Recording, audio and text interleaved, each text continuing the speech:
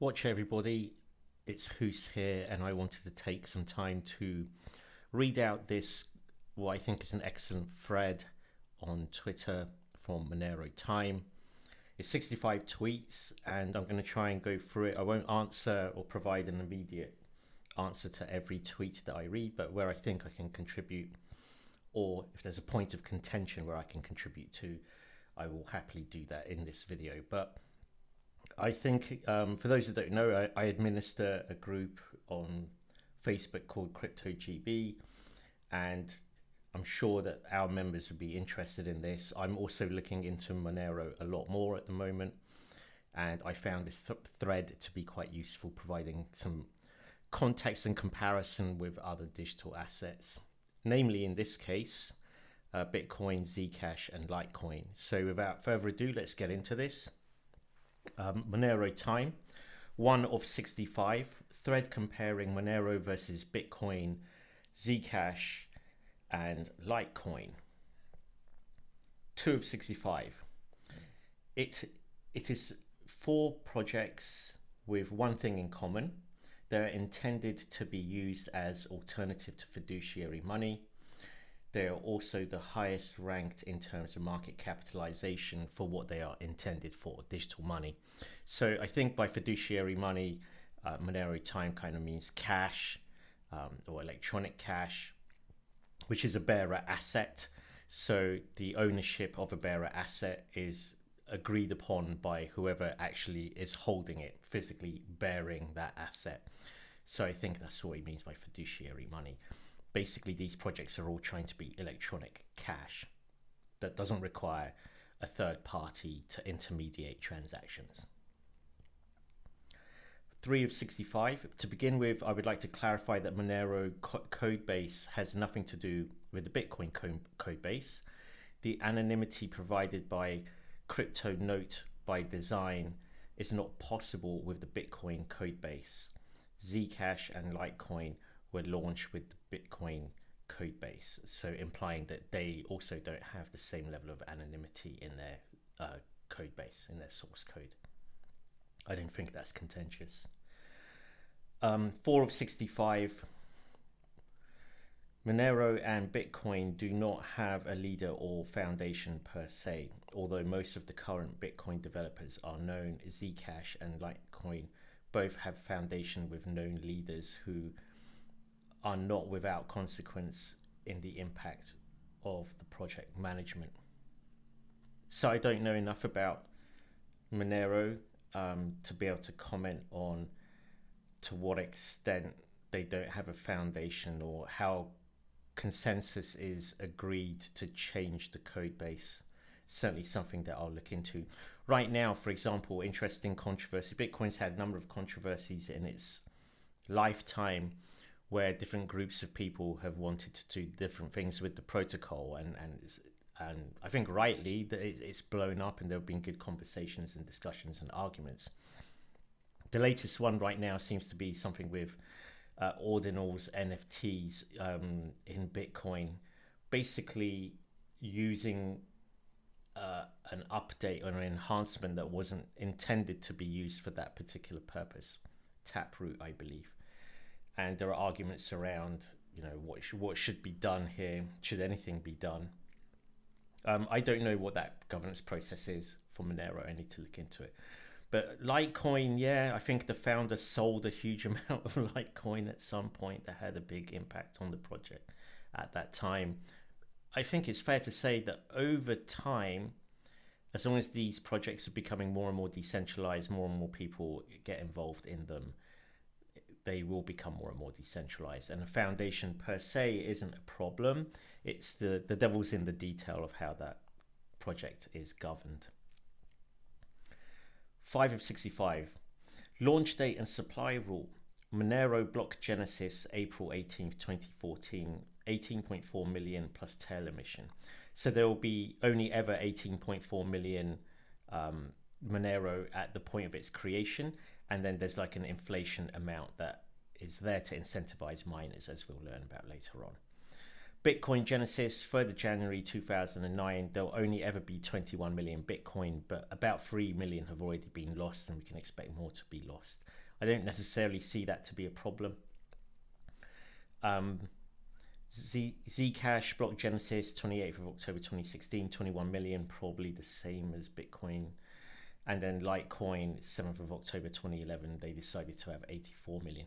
I think what would have been more helpful here, Monero Time, is to actually say not the number of coins, but the smallest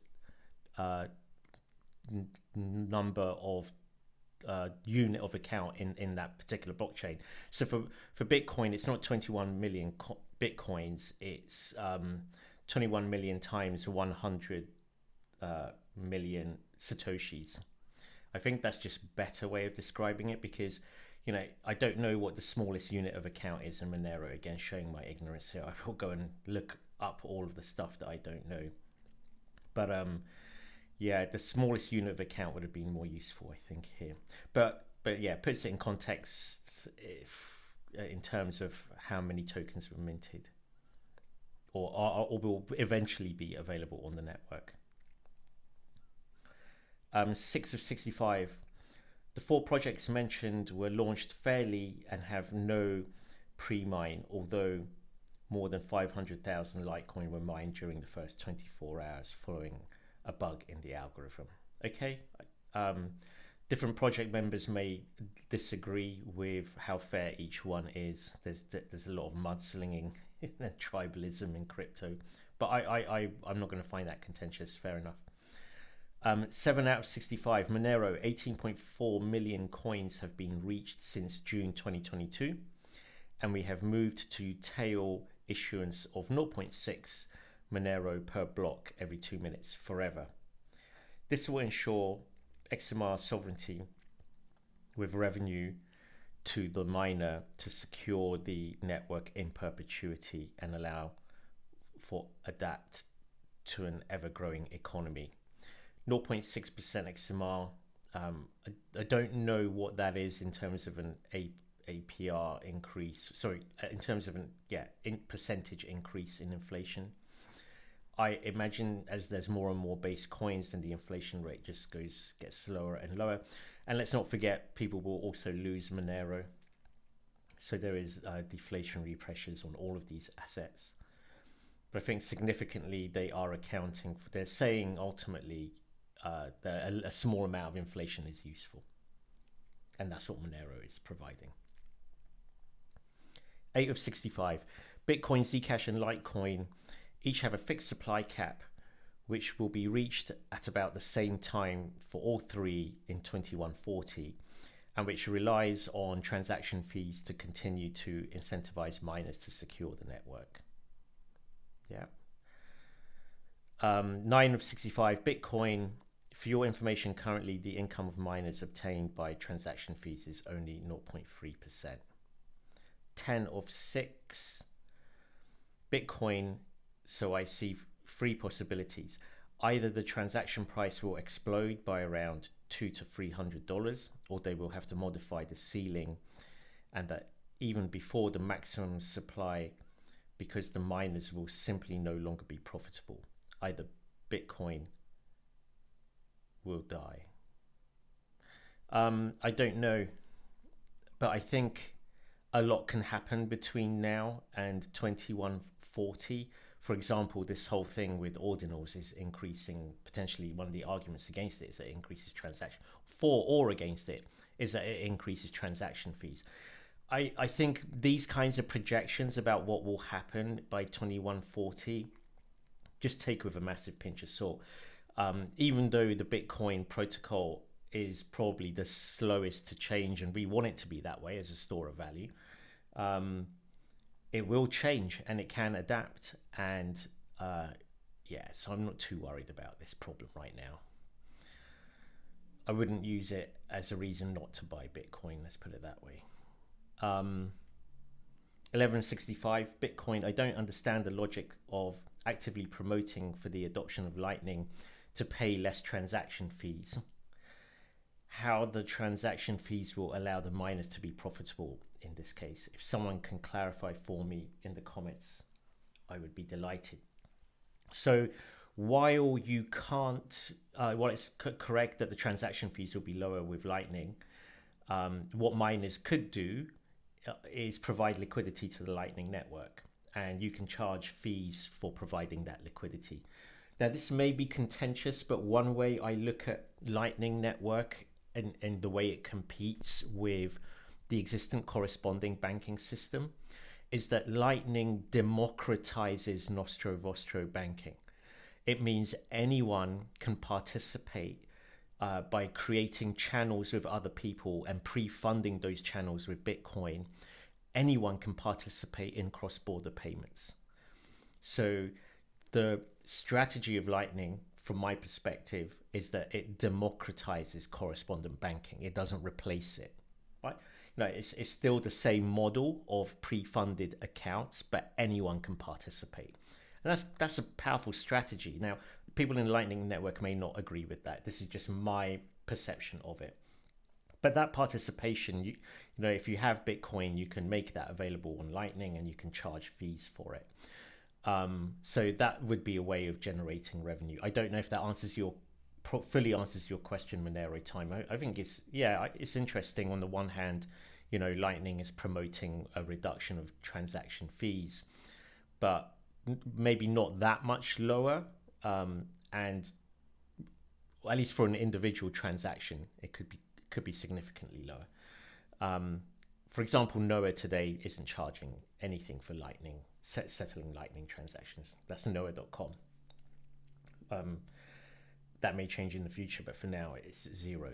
And that, I think what it does, though, it promotes growth of the network. And inherent in that argument is the larger the network, you will find ways of making that profitable.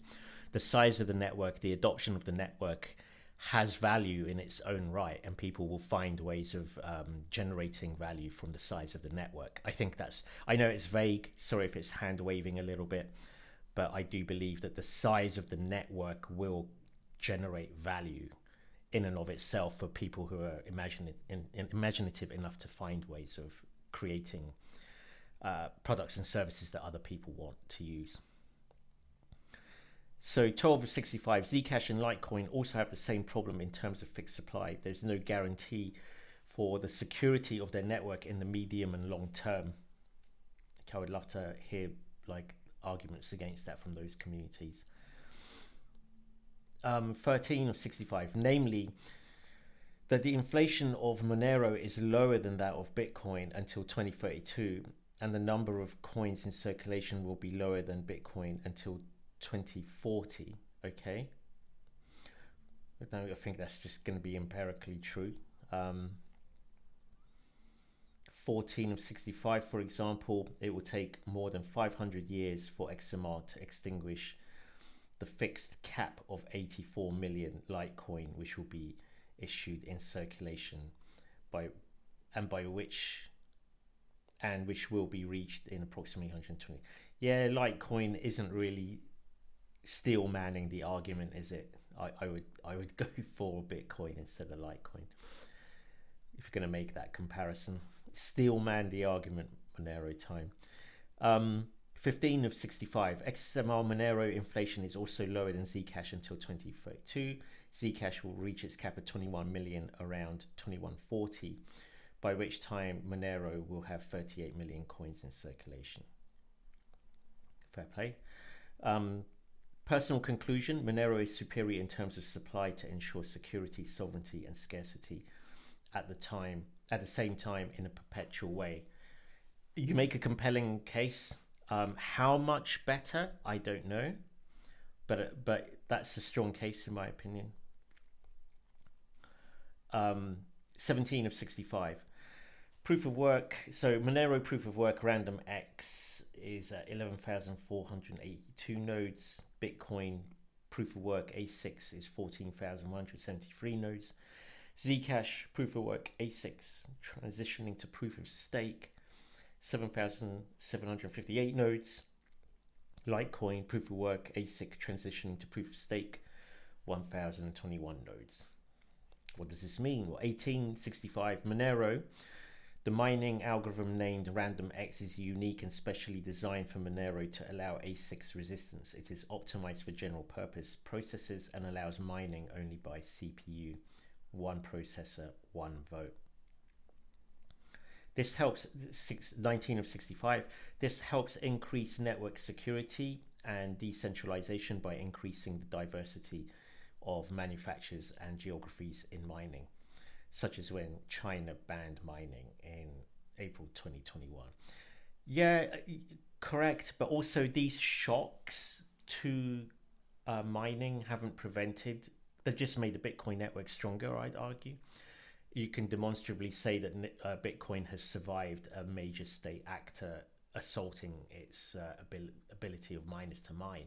It survived that. But I also agree that to some extent, so if I remember correctly, in Satoshi's original white paper, he did say in the long run, specialized hardware would be required, which is what we've seen, ASICs, proof of work, this specialized hardware for mining and securing the network. If Monero can avoid that, I think that's a good thing. That's certainly if you can use commodity hardware, which I'll be doing this weekend, by the way. I've got an old PC with a couple of graphics cards, and I'm just going to set it up and see if it can meaningfully contribute anything to the network. That would be interesting to see. But yeah, I think, again, it's laudable if you can use commodity hardware to meaningfully contribute to the network. And here we have 20 of 65. Monero is accessible to everyone, easily mineable with your computer, your smartphone, or even your car radio. For your information, HYCCSYMAS is a member of our community who actively participate in the development of RandomX. Howard Chu. And he's got his car stereo mining Monero by the looks of it. So I don't know the validity of that statement, but I'll find out certainly, hopefully over the weekend when I set up my own mining rig for Monero. 21 out of 65. Bitcoin mining is dominated by large centralized farms. It requires specific and expensive equipment such as ASICs, so technically it is far from being a decentralized and egalitarian as Monero. Yeah, you can argue that for sure, like if ordinary individuals can participate in mining, but you also got to remember that miners aren't the be all and end all of consensus mechanism of Bitcoin, right? The argument is that there are, I think, 4 constituents. There are the people who just use Bitcoin. There are miners. There are full node runners who validate the transactions as well. That's 3. And then there are the developers. 4 constituents in consensus. And historically as well, the miners have lost in the past. So that was the block size war, where essentially a group of individuals were who it would be beneficial for miners, right, to increase the block size, because then, as you say here, it does require specialized hardware, and basically corporations would have to spin up where people pool their resources, create a corporation that specializes in buying the mining equipment. So I kind of agree with you.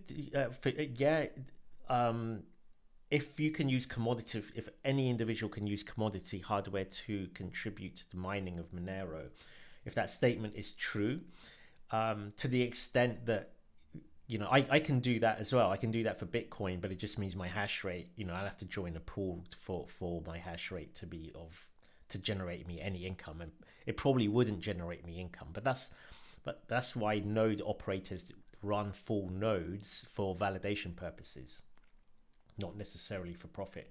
It's because, I'll give you an example, right? As a one of the things that we do at Noah is we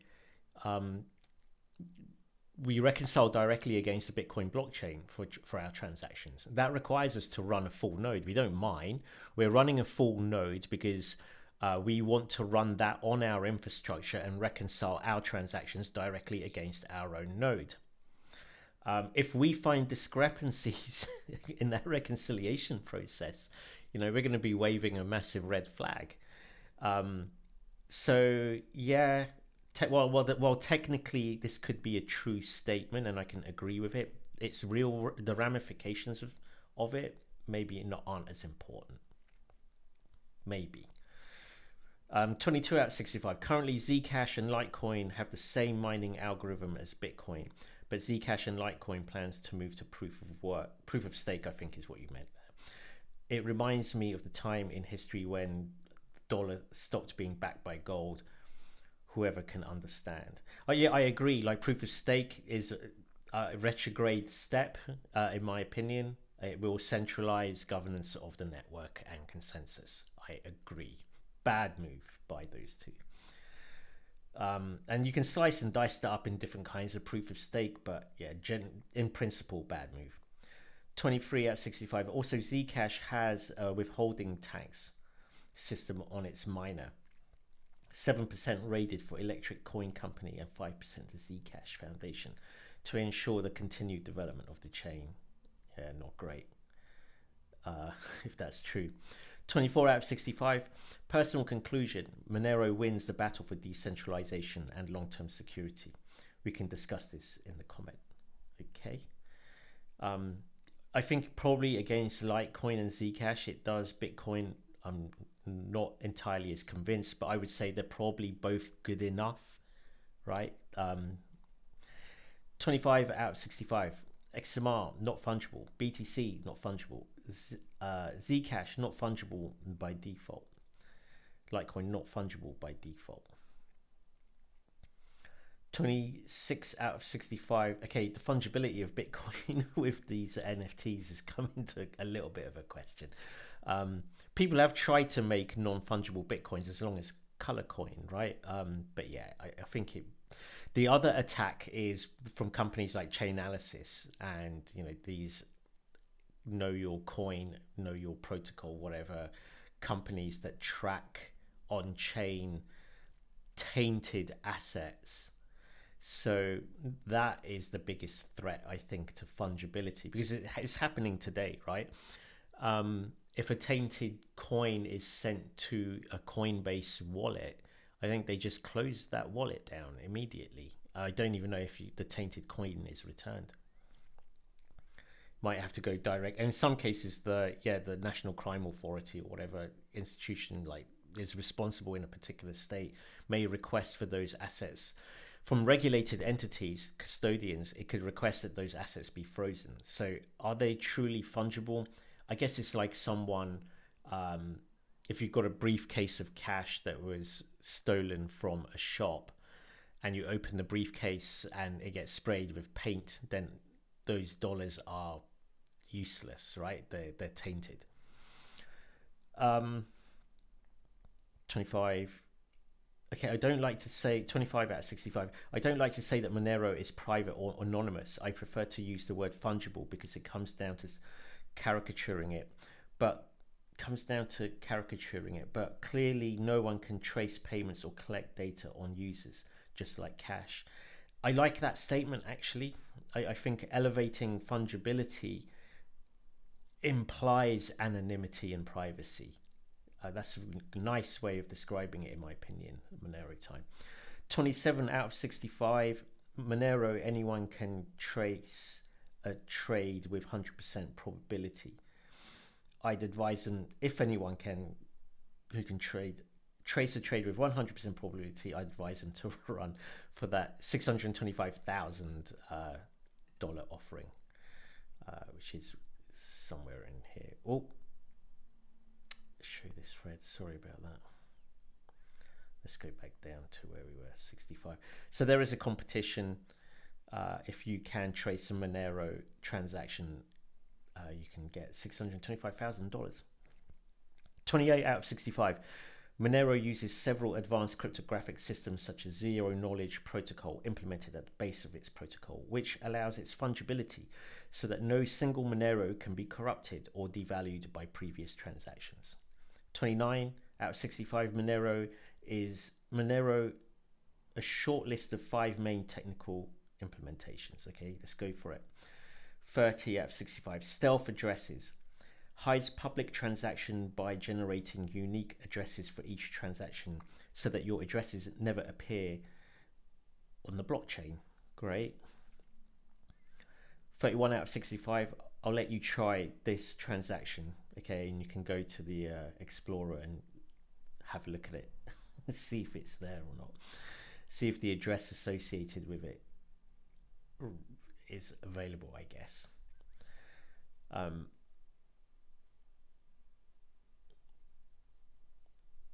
Let's keep going. For some reason we have from 31, 32.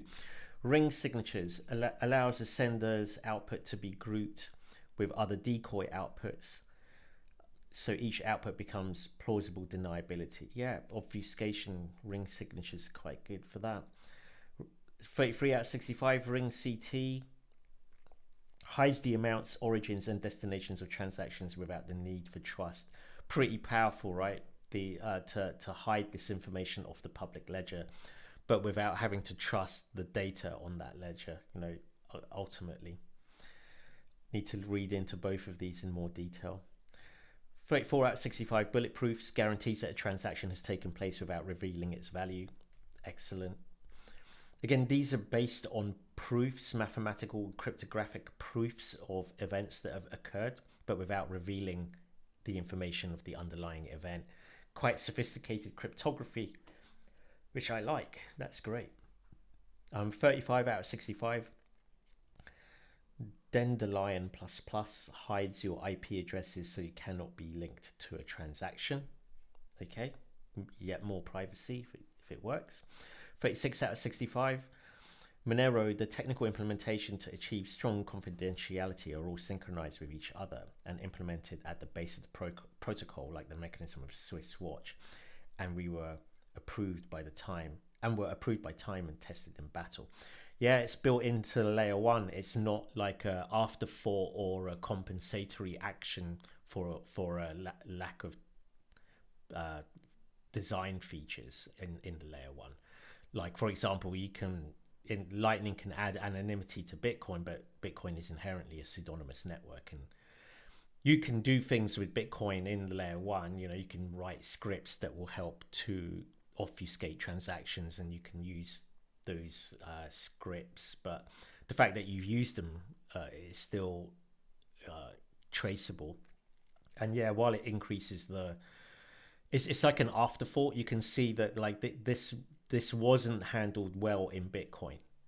Bitcoin remains pseudonymous, whereas Monero seemed to have tackled it head on and embedded privacy in the layer 1 using cryptographic techniques that make it incredibly difficult for assailants to be able to retrieve useful information from it. 37 out of 65. Bitcoin. Would you be ready to exchange your Bitcoin with Bitcoin from a hack or who is blacklisted? Would you be willing to exchange your Bitcoin for hacked Bitcoin or from a tainted Bitcoin? I'm sure not. So 1 BTC is not equal 1 BTC. I mean, this is a powerful argument that people need to kind of address. Yeah. If your coins have been tainted, would you swap your untainted coins for tainted coins? I'd certainly pay fiat potentially for tainted coins, yeah, but I wouldn't want to necessarily swap my untainted coins. Even if I don't know, maybe there's an exchange rate, but then it becomes non-fungible. Like 1 Bitcoin isn't 1 Bitcoin anymore. 1 tainted Bitcoin is worth less than a newly minted Bitcoin. Sorry, I'd love to hear arguments against that, but I think it's just the problem. It's a reality that is going to get worse before it gets better. 38 out of 65. Hal Finney already saw it arrive in 2009 and knew it would pose a fungibility problem in future. Hal Finn looking at ways to add more anonymity to Bitcoin in 21st of January in 2009. 39 out of 65. Bitcoin. Each transaction is recorded in a public way and can be consulted by all. Those who make each Bitcoin have a known history and can be discriminated against. So Bitcoin is not fungible. Again, just throwing more weight behind that argument. just to point out, there are ways like coin joining, for example, that anonymize your bitcoins, or attempt to anonymize your bitcoins. So there are solutions, and there may be more solutions in the future. But at least today, I think, yeah, Monero is just more private, more anonymous. 40 out of 65. Zcash wanted to solve the Bitcoin confidentiality problem. It is a transparent blockchain with optional confidentiality, mainly based on a sidechain allowing the user to be anonymized in options. Zcash uses sophisticated cryptographic protocol called ZK Snarks, a very promising technology, but which still needs to be perfected to obtain a certain scalability. 42 out of 65. Zcash, despite the lack of resources on the ZK Snarks protocol, Zcash managed to implement it on its blockchain and was recognized as having made significant breakthroughs in the world of cryptography. Hear, hear. 42 out of 65. Zcash, for example, solved the problem of ZK Snarks, such as eliminating the third-party trust configuration, which greatly hindered its decentralization and security. Okay. 43 out of 65.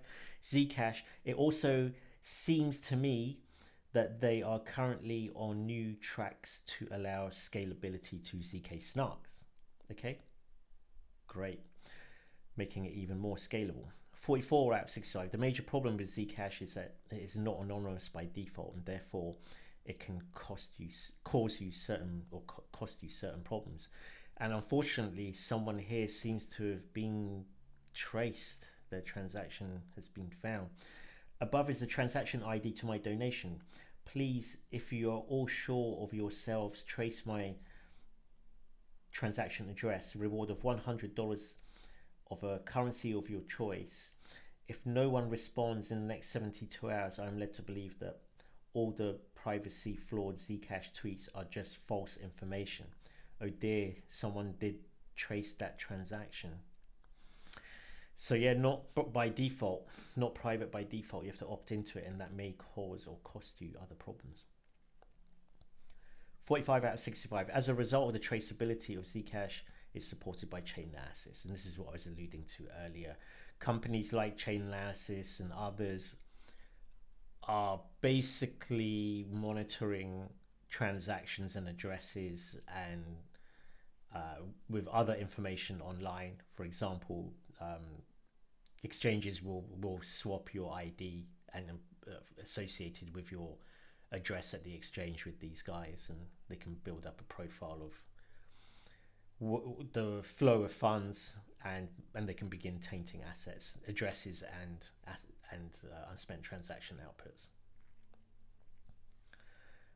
46 out of 65. But Zcash and other crypto are part of the list of foundations that have received donations from the US government. Not great.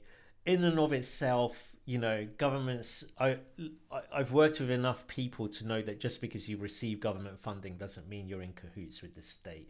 But it implies that, and it's not a great look. It really depends on which government body was funding the work. If it was... intelligence services or military, then yeah, you're probably in cahoots, I'm afraid. 47 out of 65. Definitely not something you want to see for a privacy focused projects, and I wouldn't want any more. To be nice, it should be enough to open your eyes. Yeah, but here's the thing. Look, if it's private, you just don't know who's responsible for it. There is projects that don't dock themselves come with a big question marks as well. Yeah, how do we know Monero isn't being run by, like, you've got people from the CIA in the Monero project? I don't know.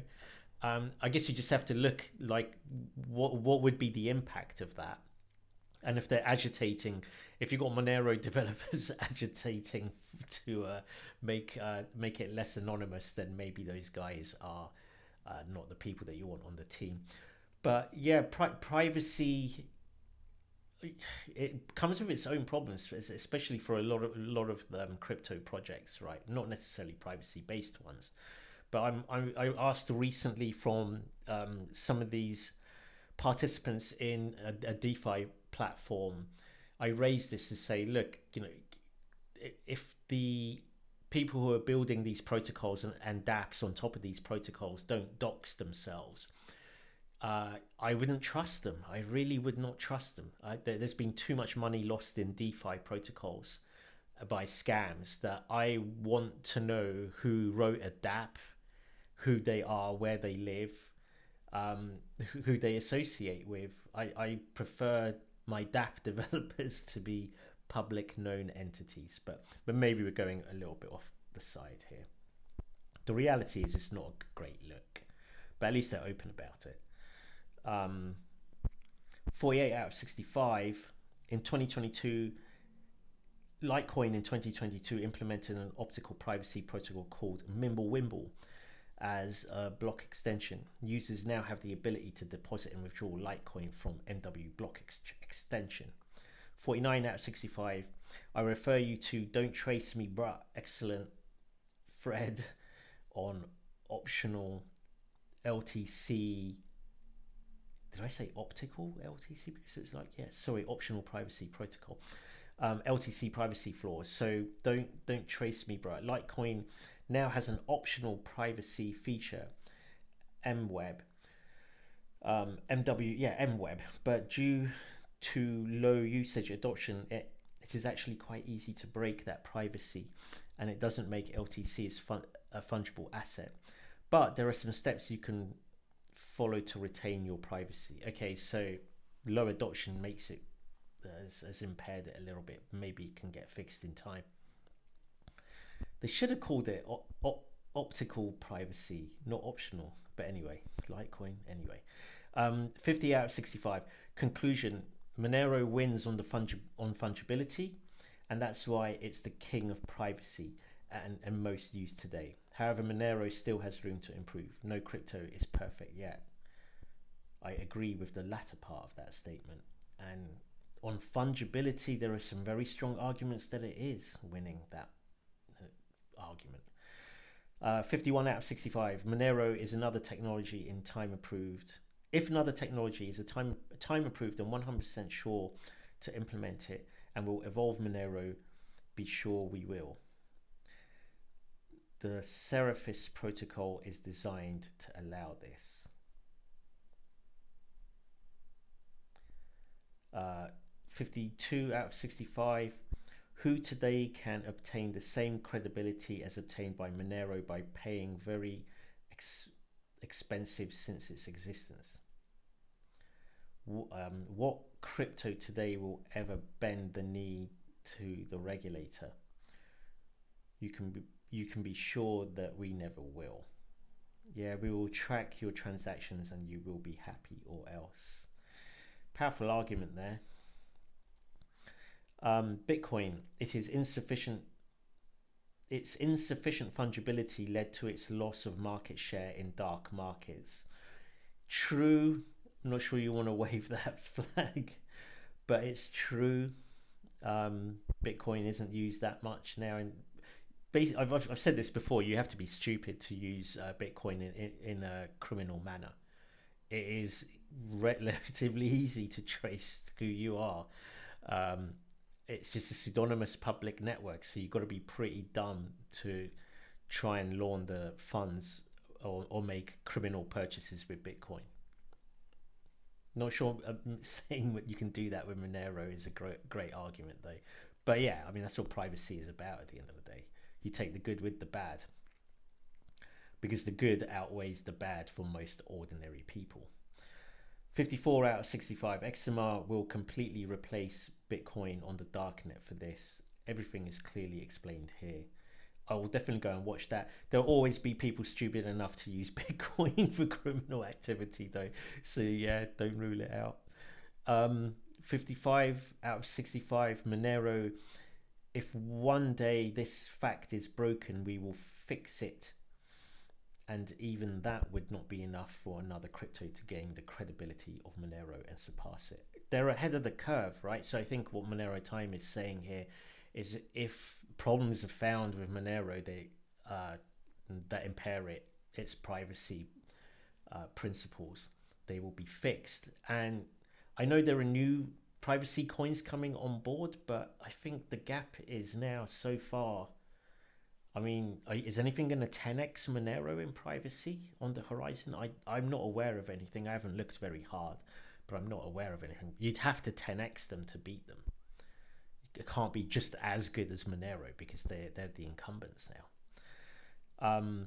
56 out of 65, Bitcoin will never become fungible because it has already been captured. Believe it or not, I don't have the time to convince you. Fair enough. Look, contentious, but yeah, I don't want to argue that case either.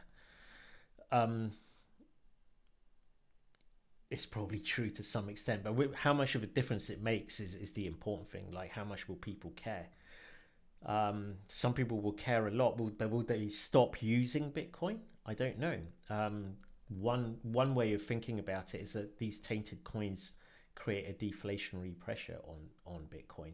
As much as people won't, from a principle perspective, won't like to argue that could benefit the holders of untainted coins.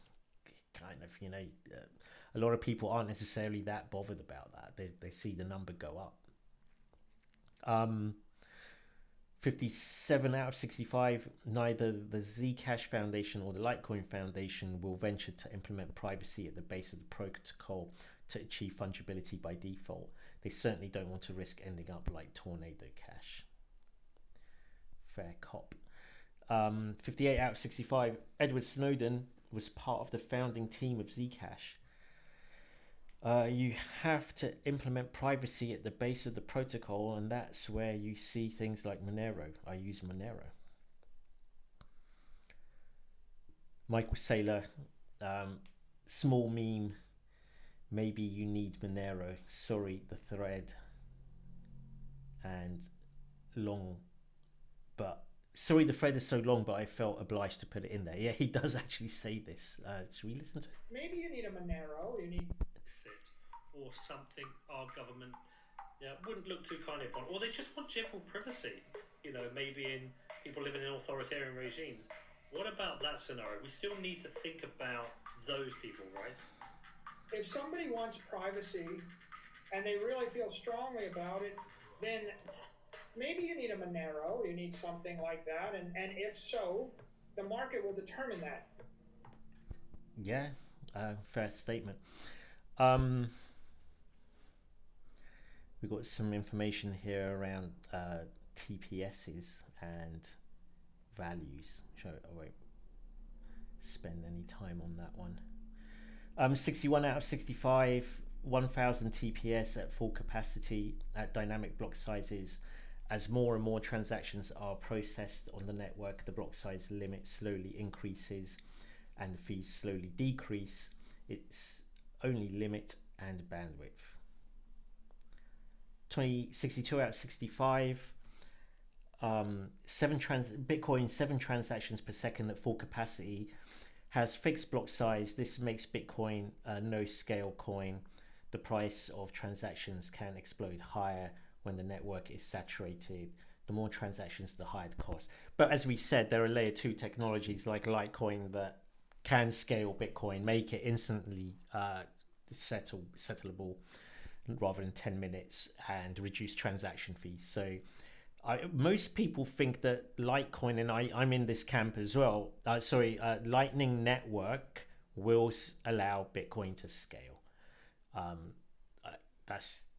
I've seen enough of Lightning. I've implemented Lightning nodes and I use Lightning transactions that, by the next 10 years, if we continue to invest in Lightning at the rate that we're doing today, it would fix a lot of these problems that exist with Bitcoin today. 63 out of 65, Zcash, 27 transactions per second at full capacity. Okay, so it's same kind of argument against Zcash and Litecoin. This is what that original tweet was about, I guess, that the number of transactions per second. But look, layer 2 technologies will scale.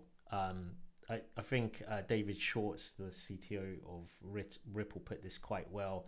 If there's demand for an asset, a digital asset, it draws talent, and people will create solutions that will allow any protocol, almost no matter how bad it is, to scale. So yeah, if the network survives and it draws talent, it will scale. That's not an issue. 65, although having said that, it's great that Monero will scale at layer 1 anyway. If that's the argument that's being made, this maybe it's more scalable at layer 1, fine. But even if Monero was used so much that it, you know, it was under pressure to scale, people would find solutions for it. 65, we got there in the end. Final conclusion, Monero is king, baby. I await your valuable comments, and I am not sorry if you don't do better. Okay, Monero Time, great thread. I really enjoyed it, and I thought our community at Crypto GB on Facebook would really appreciate this content as well. I hope I answered some of your critiques around scalability of kind of Bitcoin. So you know, you made some really strong points on fungibility that I find difficult to contest. My argument would just be, how important is that? From a principle perspective, you're right, it's incredibly important from a principle perspective, and I'm glad to see that Monero has really defended privacy and, as you say, fungibility. It would be great. One of the things I need to remind myself of is, what is the smallest unit on a Monero? So you have 18.4 million coins today, but what the smallest unit is, because that will inform the other arguments you made around inflation and the value of the asset in perpetuity, and protecting the network in perpetuity. Although I buy your arguments there as well. I think ultimately, in the last few weeks, I have spent a lot more time looking at Monero, and from a principle perspective, from the original vision of the cypherpunks perspective, I have to say that the Monero project seems to be truer to the original vision that they had for cash and electronic cash. Whether or not, and Monero is, I think, probably the leading privacy coin. It has been around for quite a long time. It's an original gangster. I'm just worried that it hasn't been assaulted the way Bitcoin has. And while you say that there is, you know, it's been around long enough and been attacked long enough, I don't know if it has actually. But I'm willing to make a bet on Monero and participate in the network, and we'll see. I think what we really need to see is a state actor attacking Monero and seeing if it survives. But wonderful thread, and I hope this video has been helpful as well. Thank you very much. If you like this content, it will be on my YouTube channel, hoos.crypto on YouTube. Please like, subscribe. I talk about other digital assets that I'm interested in. So the areas that interest me are decentralized cloud, certainly privacy, as well as currency assets. I'll be looking into AI cryptos a little bit. There's a lot of fuss being made about those right now, but that's not on my immediate area of kind of research. Thank you very much, everyone. Bye.